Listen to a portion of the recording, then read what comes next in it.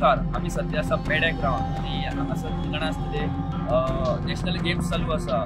जे आम्ही सध्या स्टार आसा आणि आमकां अशी माहिती गावली की जे किचन आसा हांगासर तेच्या फाटसून काल राती व्हडलो पावस पडलेल्या कारणान हांगा उदक भरलेले हांगासर सगळे मॅस जाल्ले आसा आणि जे किचनान लोक तुम्ही हांगासर पळोवंक शकता म्हाज्या फाटसून जे काम करतात तांकां ते चलतना ते कितें तोप व्हरपाक आनी कितें सामान व्हरतना तांकां उदकांतसून सुद्दां वयचें पडटा आणि हो एकूच काल राती पावस पडलो आणि तेतून इतले मॅस जाले हांगासर आणि तेतून खूप लोकांक हांगासर ते काम करता स्टाफ तांकां हांगासर खूप त्रास जाता. आणि तशेंच म्हाज्या फाटसून आतां पळोवंक शकता जे आमी पार्किंग लॉटान आसा पार्किंग लॉटान जो चिखल जाला तो पावसाक लागून आणि थंयसर तो चिखल जाल्ल्या कारणान जे कोण ट्रॅव्हल करून हांगासर येता बायक घेवन आणि ते बायक घेवन येता तांकां खूप त्रास जाता. आणि अशी आमकां म्हायती गावल्या की हांगासर सद्या तरी दोगांठ पडलेले आसा.